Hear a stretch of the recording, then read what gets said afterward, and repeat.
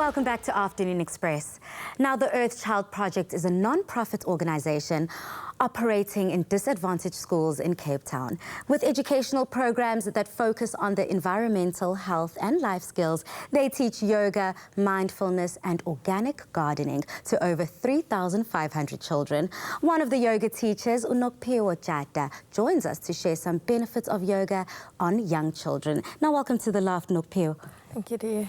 You're doing such incredible work in Khayelitsha. I have to just start off by saying that and saluting you. But how did your journey with yoga start? It's been over 13 years now that I've been practicing on a personal level and also teaching. Just me personally. Okay. I was introduced to yoga 15 years ago by an organization called Art of Living. And since then, and because of the dramatic change, obviously, that happened, because I used to suffer a lot from migraine, from ulcer. And so for healthy reasons, I continue with yoga. And because I had a group of kids that I was teaching, it was just a community group that I had, that I was teaching drama, music and dance. And so I had to introduce it to them after those benefits. And then I met Jana Kretzmer. She had an idea of, working with disadvantaged communities, and it was love at first sight when she shared the idea with me. And since then, we've been going now for 13 years. Absolutely. You've definitely mentioned the health benefits that yoga has. But why is yoga so important, and especially within the young kids? In this day and age, I think people need something that that can give them strength on a day-to-day basis. So we're basically teaching yoga as a coping mechanism, because we cannot run away from the fact that these are underprivileged communities with its high crime rate, drug abuse and xenophobia, now. So the kids need something that, or something that they can run away and hide from, that space where they connect with themselves and say, get the peace and, that. So basically that is why we're doing yoga to them. Of course, not only instilling strength in terms of your health, but emotional strength, psychological strength, something that helps as a support system to kind of guide these kids throughout life. And of course, that spiritual connection cannot go unnoticed.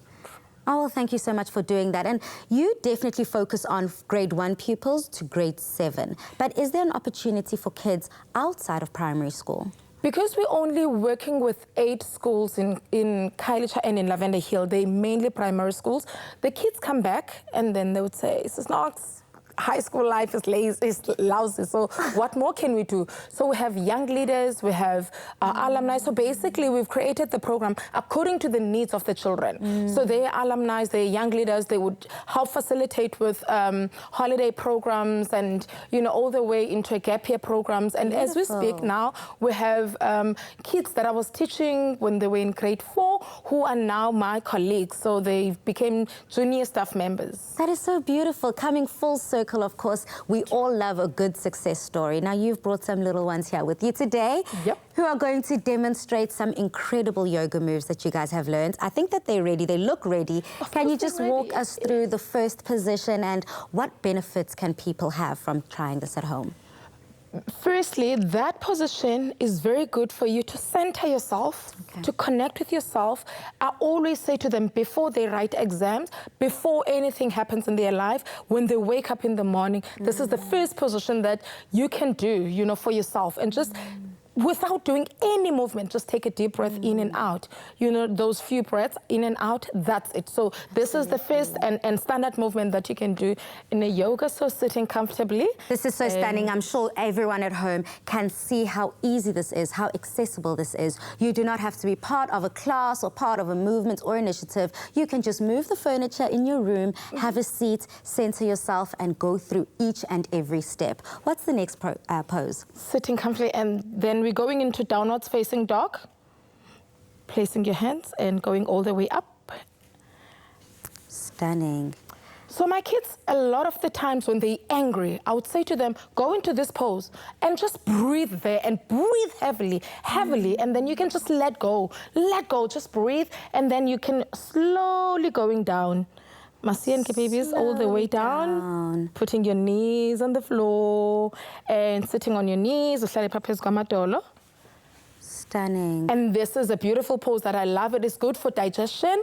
So I always say to them every now and then, when you're feeling that you have an stomach that is a bit, upset, especially bloated. sometimes before the exam, it does happen. And or if something is happening around the community, or if sometimes there's a fight at home, and it takes your stomach into that mood, and then you just sit like that for a moment.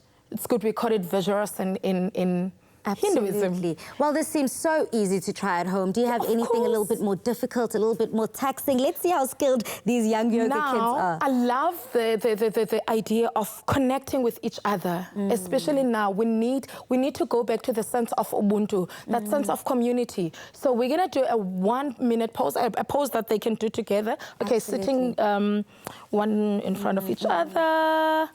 Stunning. Closer. As the kids come together, I'm sure that they're feeling an incredible sense of unity, an incredible sense of strength with each other. Opening up the flower. We call it a flower. Beautiful. And you smile. Like a beautiful yogi, of course. Oh, how technically trained and skilled they are. Sis Nox, siyakbonga, we thank you so much. I mean, you said it perfectly in the commercial break. Why the young kids? Why the little ones? Shame, you guys can rest now. You can rest. Why the little ones? There is a saying in our language that says, "Bakotwa bese bacha." So we believe that they are the future of this whole continent, of this whole world. So if we can start instilling these values to them and going back to, the ancient ways, but really starting with them, because they have a sense of what you call connection. Yes, to the connection to the ground, and it's easier for them to start teaching others. And if you can ask them now, I drive around the schools, and then they're teaching their friends, they're teaching their mothers. So look what I learned. Focus on them. I believe that we have doctors there, we have the next presidents there. We do have our entire future there. Yes. Thank you to the Earthchild Project for bringing such incredible, pivotal work to the disadvantaged communities.